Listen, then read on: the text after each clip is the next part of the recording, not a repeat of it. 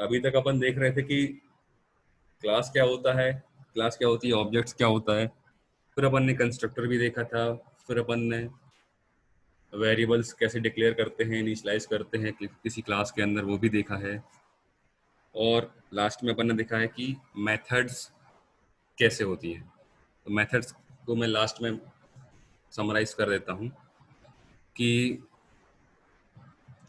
जब भी अपन किसी क्लास में कोई मेथड बनाते हैं तो वो मेथड जो होती है उस क्लास के हर एक ऑब्जेक्ट के लिए सेम हो जाती है। मतलब कि जैसे कि लेंथ एंड विड्थ आपके किसी रेक्टेंगल क्लास के यदि वेरिएबल्स हैं, तो जब भी आप उस क्लास का किसी ऑब्जेक्ट को आप बनाओगे तो उस ऑब्जेक्ट में लेंथ एंड विड्थ नाम के वेरिएबल्स आ जाएंगे। और हर क्लास में जो आपका ऑब्जेक्ट है, यानी कि जितने भी ऑब्जेक्ट्स हैं उसमें लेंथ और विड्थ में आप अलग अलग वैल्यू रख सकते हैं। तो जितनी आपके पास ऑब्जेक्ट्स हैं उतनी ही कॉपी आपके पास लेंथ एंड विड्थ की आ जाएंगी। सिमिलरली यदि आपके पास कुछ मेथड हैं, यानी कि फंक्शंस हैं, जैसे कि आपको कैलकुलेट एरिया करना है या कैलकुलेट पैरामीटर करना है, पैरामीटर है ना, तो हर एक ऑब्जेक्ट के पास इन मेथड की भी कॉपीज आएंगी। तो जैसे लेंथ एंड विड्थ में अलग अलग वैल्यू हो सकती थी, वैसे ही अलग अलग ऑब्जेक्ट की मेथड्स जो हैं वो भी अलग अलग बिहेव करेंगी। यानी कि आपके पास है तो वही कैलकुलेट एरिया और कैलकुलेट पेरीमीटर, बट यदि लेंथ विड्थ की वैल्यू अलग अलग होगी तो उनके एरिया भी अलग अलग निकलेंगे और उनके पेरीमीटर भी अलग अलग रहेंगे। तो वही यहाँ पे था कि every instance of a particular class, every instance मतलब एवरी ऑब्जेक्ट, है ना, has the same method. Method तो सेम रहेंगी, calculate area calculate perimeter, but method can behave differently. But उनका बिहेवियर अलग अलग होगा। क्यों? क्योंकि उनकी वैल्यूज अलग अलग हैं उनके वेरिएबल्स की, based on the value of the instance variable. अभी मैंने आपको एग्जांपल एक दिया था क्लास में, असाइनमेंट दिया था कि आप एक क्लास बनाइए, रेक्टेंगल क्लास, जिसमें आप उन रेक्टेंगल क्लास में आप रेक्टेंगल का एरिया निकालेंगे। तो उसमें आपने दो वेरिएबल्स लिए थे, लेंथ एंड विड्थ, और आपने उसका एरिया निकाला था। ठीक है, और फिर आपने उसकी पेरीमीटर भी निकाली थी। तो अलग अलग वैल्यूज होने पे अलग अलग वो बिहेव करेंगे, वही था। अब इसमें क्या होता है कि मेथड के अंदर जो वेरिएबल्स होते हैं उन्हें आप क्या बोलते हैं? Local variables. जैसे आपने किसी एरिया, किसी रेक्टेंगल का एरिया निकाला होगा तो आपने क्या निकाला होगा? Length into width. तो इसको आपने स्टोर किया होगा किसी लोकल वेरिएबल में, मान लो इंट एरिया या डबल एरिया। तो वो जो एरिया हो गया यहाँ पर इस मेथड के अंदर यदि डिक्लेयर किया तो वो आपका वो लोकल वेरिएबल हो जाता है। तो लोकल वेरिएबल्स जो हैं डिक्लेयर्ड इनसाइड द मेथड, और एक्सेसिबल भी वही होते हैं उसी मेथड के अंदर। उसके बाहर आप एक्सेस करना चाहोगे तो नहीं कर पाओगे। मेथड पैरामीटर्स क्या होते हैं? यानी कि आपको यदि पास कर रहे हैं किसी मेथड में पैरामीटर, तो जावा आपको क्या करता है? पास बाय वैल्यू को सपोर्ट करता है ना। पास बाय रेफरेंस को या एड्रेस को सपोर्ट नहीं करता, पॉइंटर्स होते नहीं है इसमें, ठीक है ना। तो इसमें एड्रेस या रेफरेंस की बात नहीं होती, इसमें सिर्फ वैल्यूज को आप पास कर सकते हैं और रिटर्न भी कर सकती है वैल्यूज आपकी, बट वही है कि पॉइंटर या एड्रेस रिटर्न नहीं करेगा। तो ये हमने लास्ट में देखा था। अब हम चलते हैं आगे। आज हम देखते हैं मेथड ओवरलोडिंग के बारे में। मेथड ओवरलोडिंग जो है आपकी क्या होती है, हमको ये देखना है। तो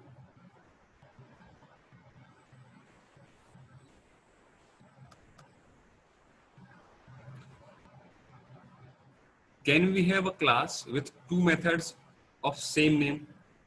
यानी कि क्या आपकी क्लास में दो मेथड हो सकती है सेम नाम की?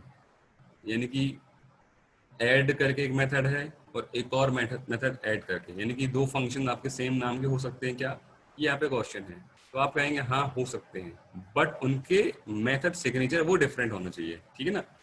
यानी कि सिग्नेचर अलग अलग होना चाहिए। तो सिग्नेचर क्या होता है वो हम देख लेते हैं। सिग्नेचर होता है किसी मेथड का कि उसका क्या रिटर्न टाइप है, क्या उसका नाम है, और किस किस टाइप के उसके पैरामीटर्स हैं। इन तीन चीजों का कॉम्बिनेशन होता है आपका सिग्नेचर। जैसे कि ये मेरे पास एक मेथड है, ठीक है,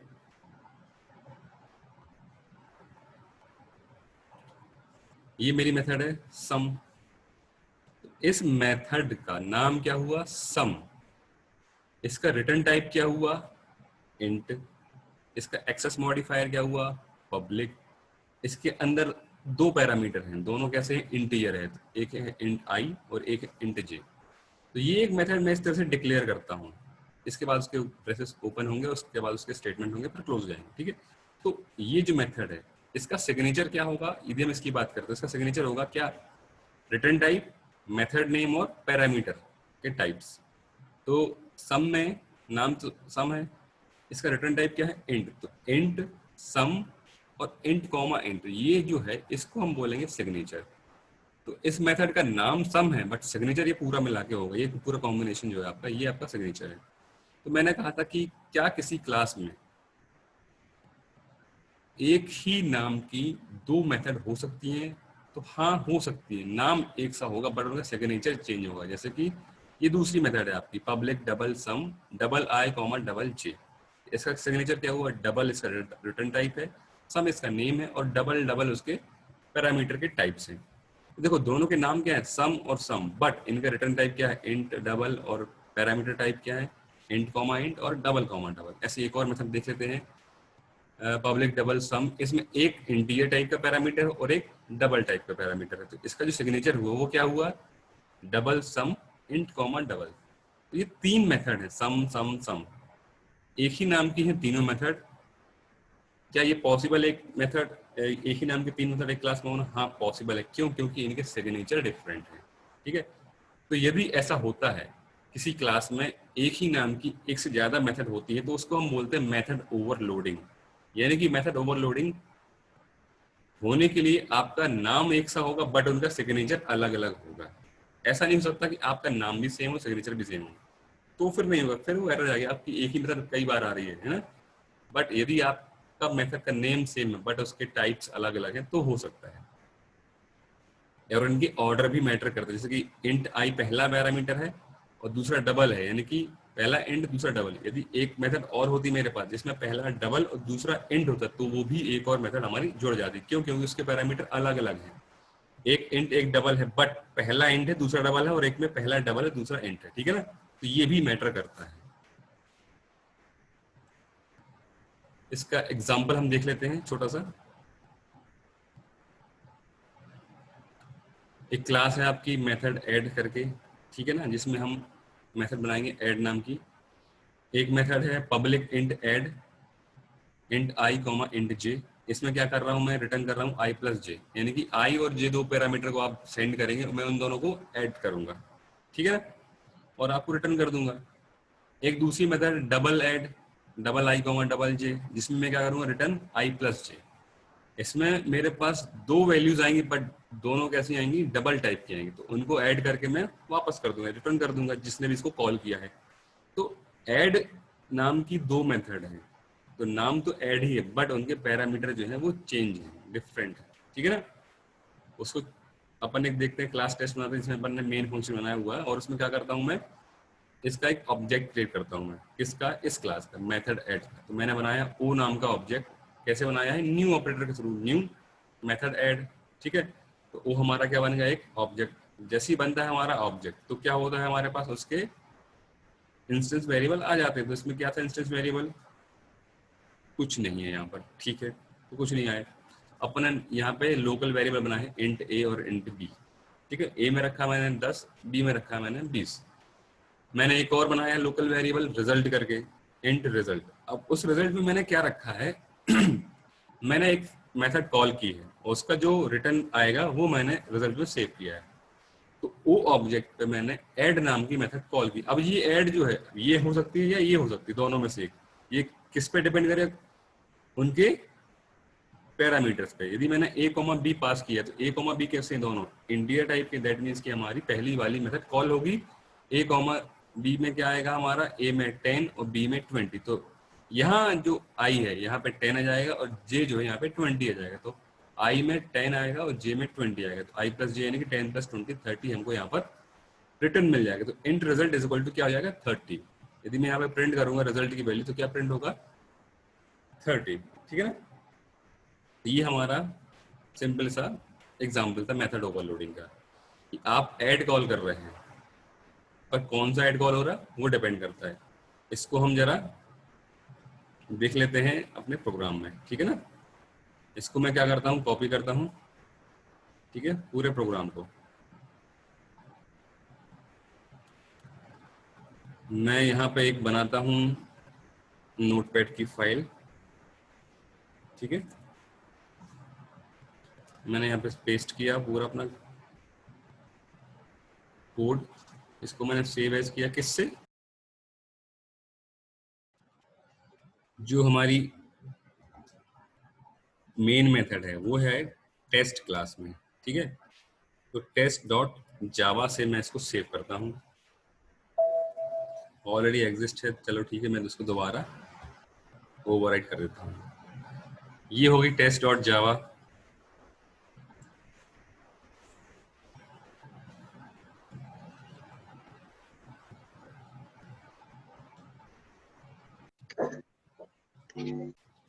तो मैंने इस कोड को कॉपी किया है फिर से। ये इस कोड का नाम, इस फाइल का नाम मैंने सेव किया है टेस्ट डॉट जावा से, क्योंकि मेन मेथड जो है टेस्ट क्लास में है। इसको मैं कंपाइल करता हूँ, कंपाइल हो गई है। इसको मैं रन करता हूँ। Sum of a and b is 30, है ना।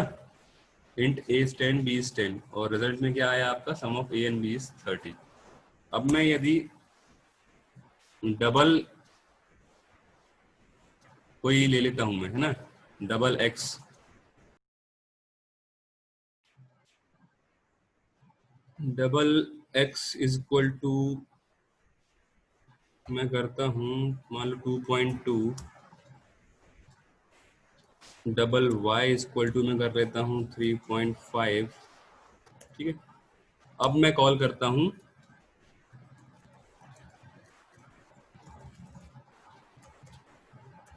फिर से उस फंक्शन को, ठीक है। जैसे मैंने रिजल्ट में कॉल किया था ऐड को, अगेन मैं कॉल करता हूँ ऐड को, बट इस बार जो मेरे पैरामीटर्स रहेंगे वो रहेंगे x, y, जो कि कैसे हैं हमारे, ये हैं डबल टाइप के। अब देखते हैं क्या होता है। उसको मैं प्रिंट भी करा लेता हूँ।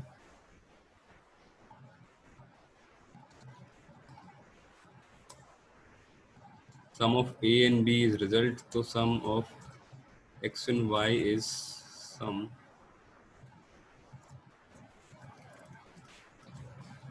इसको मैं सेव करता हूँ, दोबारा मैं कंपाइल करता हूँ,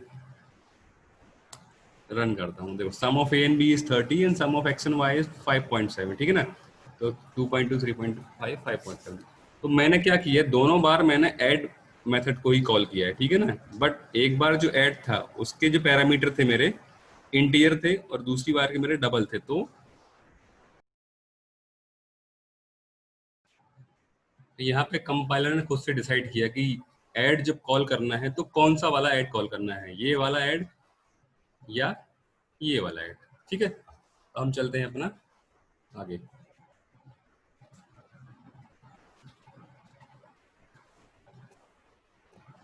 यहाँ से हमने इसको कॉपी किया था। एक बार हम देख रहे थे रूल्स फॉर ओवरलोडिंग कि क्या रूल्स होते हैं जब हम किसी मेथड को ओवरलोड करते हैं। तो overloaded method must differ in argument list, यानी कि सिग्नेचर तो मैंने बताया था आपको, बट सिग्नेचर के साथ साथ हमको ये देखना है कि आर्गुमेंट लिस्ट में डिफरेंस होना चाहिए यदि आपके पास मेथड ओवरलोडिंग हो रही है। यानी कि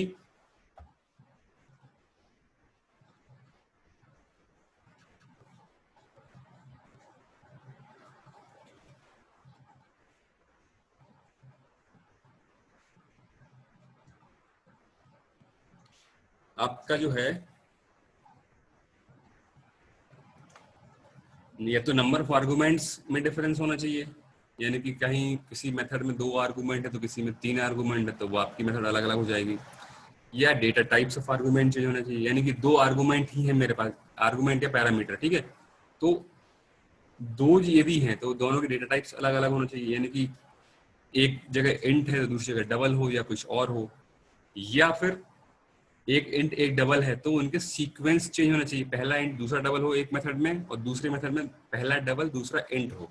तो इस प्रकार से उनके आर्गुमेंट जो लिस्ट है या पैरामीटर जो लिस्ट है उसमें डिफरेंस होना चाहिए, तब जाके आप बोलेंगे हाँ यहाँ पर ओवरलोडिंग पॉसिबल है। यानी कि यदि हमने सिर्फ रिटर्न टाइप में चेंज किया है और हमारे आर्गुमेंट सेम है, दोनों इंटीजर हैं दोनों मेथड के, रिटर्न टाइप में एक इंट है एक में डबल है, तो यहाँ पे ओवरलोडिंग नहीं होगी। क्यों? क्योंकि कंपाइलर आर्गुमेंट देख के ही डिफरेंस बता सकता है कि ये कौन सी ऐड मेथड है। रिटर्न टाइप तो उसको दिखता नहीं है उस टाइम पर, जब तक कि वो ऐड के अंदर ना चला जाए। ठीक है ना?